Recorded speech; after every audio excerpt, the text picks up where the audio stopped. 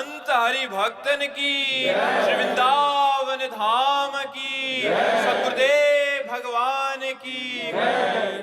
के अंदर अवगुण नहीं होती। क्या भक्त के अंदर अवगुण नहीं होते?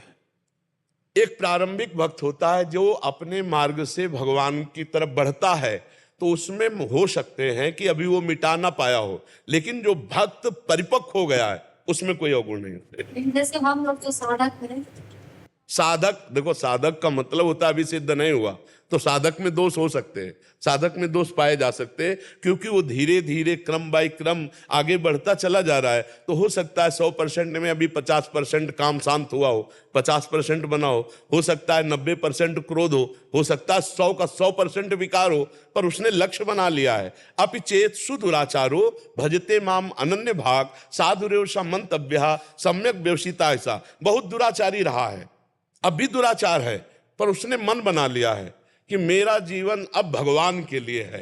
अब भी दुराचार है, पर उसने मन बना लिया है कि अब मैं भगवान की प्राप्ति करूंगा, तो भगवान कहते हैं मैं उसे महात्मा बनाऊंगा। समझ रहे हो ना, साधक में कच्चाई है तभी साधक है। अगर कच्चाई हट जाए तो सिद्ध पुरुष ना हो जाए, वो तो अवतारी पुरुष हो जाए, वो तो बादशाह हो जाए। तो भगवान का भक्त हो सकता है प्रारंभिक जो है उसमें दोष हो, पर हम डरे नहीं। प्रारंभिक में अगर 2% भी दोष कम हुए, 98% है, तो हमने बाजी जीत ली, क्योंकि हजारों जन्म के अभ्यासी मन को 2% सुधार पाए तो 98% हम सुधार ही देंगे भगवान के नाम बल से। ऐसा नहीं सोचना चाहिए इसमें दोष है तो ये भक्त नहीं हो सकता, ऐसा नहीं। भक्त में दोष हो सकते हैं क्योंकि वो प्रारंभिक है, साधक है। सिद्ध में दोष नहीं हो सकते जो भगवान को प्राप्त हो चुका है।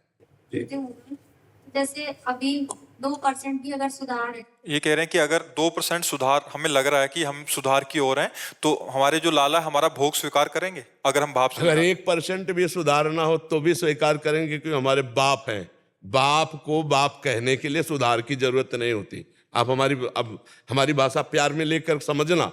जैसे मेरी माँ है, मेरे पिता हैं, तो मैं बहुत गंदा हूं माना, लेकिन माँ बाप है कि नहीं? तो गीता में भगवान ने समस्त जीवों को क्या बोला है? ममैवांशो जीवलोके जीवभूता सनातना, तू मेरा अंश है।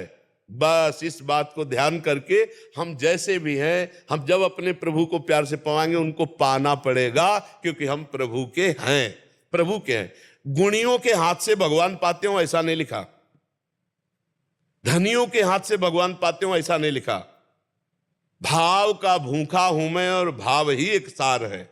भाव से मुझको भजे तो भाव से बेड़ा पार है। भगवान को अगर आप अपना मान करके कि मेरा लाला, शब्द देखो, मेरा लाला, और आप दूध का भोग लगाती माखन, वो तुमको पाना होगा। आप कैसे हैं ये देखते नहीं है। भगवान ये नहीं देखते तुम नहाए हो कि नहीं नहाए, तुम विकारी हो कि निर्विकारी हो। भगवान ये देखते इस समय तुम्हारा भाव क्या है। मेरे लाला, तो प्रभु पाएंगे, पक्का पाएंगे, ये बात मान लीजिए। भगवान की ही कृपा से हमें निर्दोषता प्राप्त होती, जो पूर्णता है। तो हम जैसे भी हैं पहले मान ले प्रभु के, और प्रभु हमारे, हमारा सब काम बन जाएगा, भर भराने की जरूरत नहीं। जैसे हम अपने जीवन को भगवान के चरणों में समर्पित करते चले जाते हैं, तो आप देखेंगे आप में उत्तमता आने लगेगी। आपकी साधना से नहीं, समर्पण से। और जो पूर्ण समर्पित हो जाता है वो महापुरुष हो जाता है। पूर्ण समर्पित, शरीर मन वाणी सब भगवान को समर्पित, फिर उसमें दिव्यता आ जाती है। अब धीरे धीरे समर्पण तो शुरू हो गया। मेरा लाला, मेरापन जैसे संसार में था वो एक कोने से चला गया प्रभु के पास। मेरे प्रभु, प्रभु आए तो मेरी जिंदगी में, मेरे जीवन में प्रभु का प्रवेश हुआ, अब सब मंगल हो जाएगा, ये मेरा विश्वास है। जैसे बने वैसे प्रभु को रिझाओ, अपने घर के ठाकुर हैं। जैसे बने वैसे प्रभु का नाम जप करो, वो महामंगल करने वाला है। हम प्रभु के सिद्ध हैं, इसको नहीं काट सकते। भगवान भी, हम भगवान के थे, भगवान के हैं, भगवान के रहेंगे। हाँ, अब हमसे कुछ गलती हो गई, जैसे बेटा घर के बाहर जाके उपद्रव गलती कर आवे, फिर लौट के घर आवे, तो माता पिता क्या करते हैं? डांटेंगे, लेकिन पूरे की पूरी ताकत लगा देंगे उसके बचाने में। अब वो तो बचा भी सकते हैं या नहीं बचा सकते, कितने सामर्थ्य है, लेकिन मेरे प्रभु हो सकता है कि डांट जरूर लगा दे कि बहुत गलत किया है तूने, पर वही सर्व सामर्थ्यशाली हमारे बचा लेंगे। तेसाम हम समुद्धरता मृत्यु संसार सागर। हम जैसे हैं पापी पुण्यात्मा, जैसे भी अपने प्रभु के हैं, हे नाथ मुझे संभालो, पक्का उद्धार हो जाएगा, पक्का कल्याण हो जाएगा। क्योंकि गलतियां सबसे होती हैं, ऐसा कोई नहीं जिससे गलती ना हो, कोई नहीं है, भगवान या अवतारी पुरुष छोड़कर कोई ऐसा नहीं जिससे गलती ना हो। हम सबकी गलतियां भगवान माफ करते हैं और वही पवित्र करते हैं, तभी हम भगवान को प्राप्त होते हैं। दीपक जी जबलपुर से। राधा वल्लभ श्री हरिवंश। श्री हरिवंश महाराज जी। महाराज जी, आज हम लोग ग्रस्त परिवार से हैं, ऐसे में रोज नए रिश्ते में बन जाते हैं, ऐसे में कोई छोड़ जाता है, कोई धोखा देता है, तो खुद को कैसे समझाएं और मन को कैसे सीजिए और भजन में कैसे लगाएं? बिना भजन के शुद्ध ज्ञान ने, बिना शुद्ध ज्ञान के बाजार से निकल पाना खुली बाजार, काम क्रोध लोभ मोह मद मत्सर इन्हीं में फंसाती रहती है। और ये लोक का अगर परिचय जान जाओ तो तुम्हें दुख नहीं होगा, और लोक का महत्व जान जाओ तो सुख नहीं होगा। इस लोक का नाम क्या है? यहाँ हम मरेंगे पक्की बात है ना, तो फिर मरने वाले से फिर रोना क्या, क्योंकि मरना तो है नहीं, आज नहीं तो या कल, चाहे हम हो चाहे तुम हो, कोई हो मरेगा, पक्की बात है, पक्की बात है ना। अच्छा, इसके बाद ये कि यहाँ जितना कुछ है वो दुखालयम अशाश्वतम, दुख देने वाला और नाशवान है, भगवान ने कहा है। तो अब यहाँ जो कुछ भी है, अगर भोगने की सुख की भावना से भोगोगे तो परिणाम में तुम्हें दुख मिलेगा, क्योंकि नाशवान है, केवल मायाकृत है। तो नाम जप करते हुए भगवान की आराधना से जो ज्ञान प्राप्त होता है, उसी से हम बच पाते हैं मिलने वाले हर्ष सुख से और बिछुड़ने वाले वियोग दुख से, शोक से।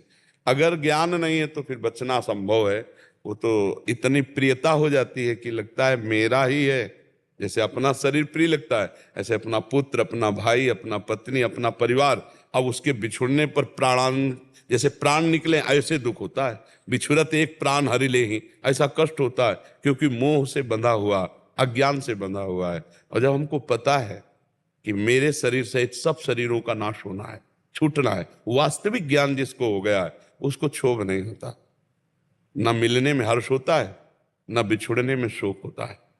मिल गए भगवान, चले गए भगवान की लीला, अच्छा हुआ, जो भगवान कर रहे हैं अच्छा कर रहे हैं, उसको हर्ष शोक, मिलन बिछुड़न, अनुकूलता प्रतिकूलता, लाभ हानि, जय पराजय, सुख दुख, इन द्वंद्वों से कोई मतलब नहीं रहता। किसको?